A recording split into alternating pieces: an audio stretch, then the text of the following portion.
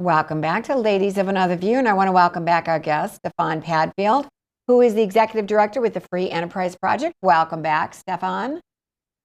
Thanks again for having me. Great to be here. So I want to do a little deeper dive on what the Free Enterprise Project is. Like, what are you all about? And so much of the different organizations, it's kind of the National Center for Public Policy is an umbrella organization that a lot of smaller organizations that specialize in different things are under.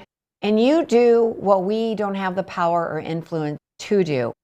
So explain to you what you do with the Free Enterprise Project. Sure. So the Free Enterprise Project has been around since roughly 2008, 2007, 2008, which basically tracks with what was the name of it again? It was the takeover Wall Street phenomena, right? When we Oh, had the what big was that? crash, Yeah. yeah, 2008 roughly.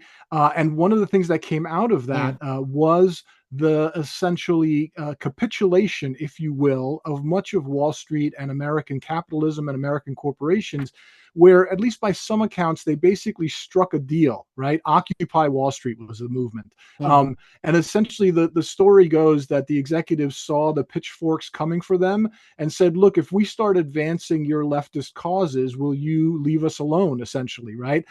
And so it looks like that is essentially what happened. And then you had fast forward to 2020 with the BLM riots and the George Floyd killing, and you basically end up in a place where our corporations have ended up essentially very much taken over by leftist ideology and leftist dogma.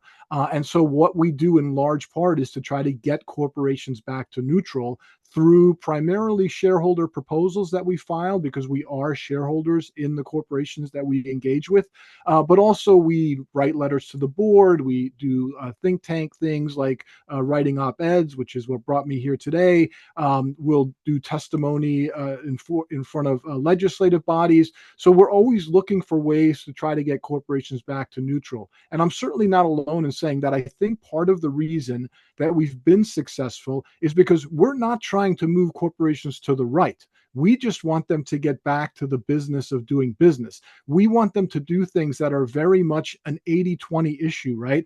In terms of the American population, we want them not to divide us on the basis of race and sex. We want them to not tell young children that they can be born in the wrong body, right? We want the stuff that is essential core fundamental capitalist and American ideas, right? We want the growth and abundance from capitalism. We want energy independence. We want that national security.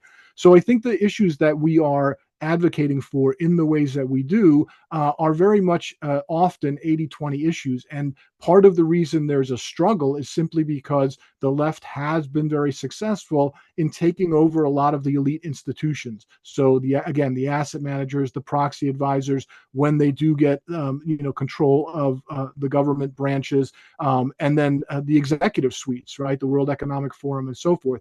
And so there is a lot of an uphill battle. But I think in the end, we are certainly on the right side of these issues more times than not, at the very least. Well, and I appreciate what you do, but you make me think about, because it seems to me it's becoming more and more clear to me, but I'm a conspiracy theorist, of course.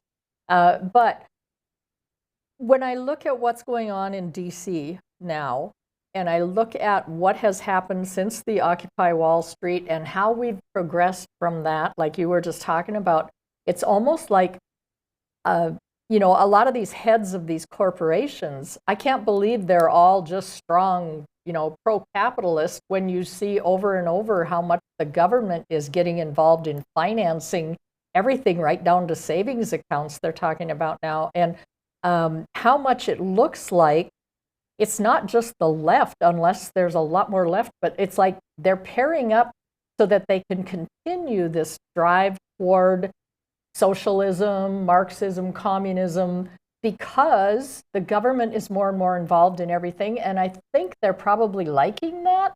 Do you see any of that or feel any of that in the work you're doing?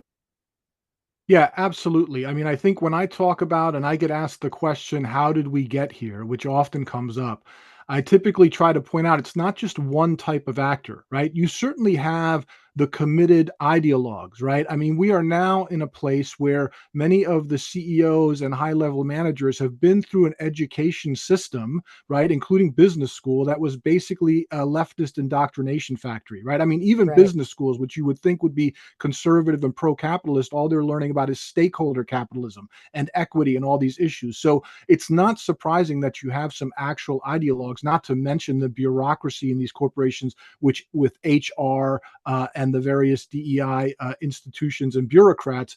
But that's only part of the equation. You also clearly do have opportunists, right? They see where the money train is coming from. They see where the subsidies are. They see where the rewards are, both personally and reputationally, where the power and the money is, and they respond in kind. You also have what I think can be fairly referred to as useful idiots, right? I mean, these are issues that, again, the left has done a great job of packaging them in a way that makes it sound like they're on the right side of the issue, right? Who can be against, fairness. Equity is a great sounding word. It goes on and on and on. So it takes work to pull up the hood, look underneath, and expose what's actually going on. Part of the reason that we've been successful lately is because there's been a shift on the right of center overall.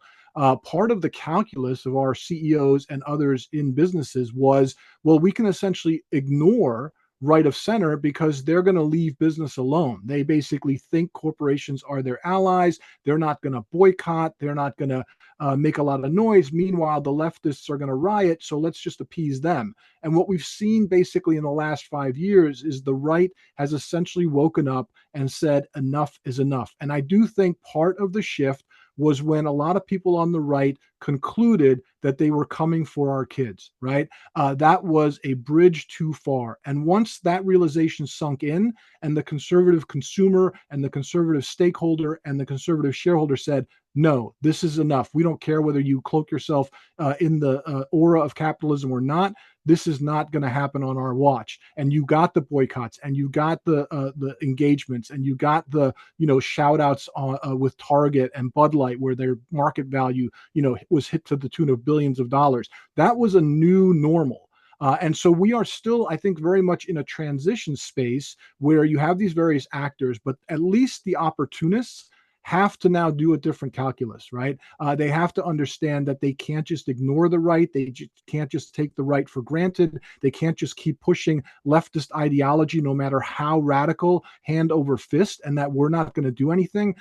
So we are still in the midst of that change taking place. Now, you still have the actual all-in ideologues. You still have the people who don't quite get what's going on. But as far as the opportunists goes, there is a new calculus that we are working with, and that is all to the good. Well, thank you, Stefan. I mean, it shouldn't be so hard to just be in the center, but you're like fighting off, trying to just stay there, because I just want to go to restaurants and buy stuff and invest in I know politics is a part of life, but it's getting a little crazy how it's become a political tug of war. Yeah. So thank you so much for the work that you do and for being on our show today once again.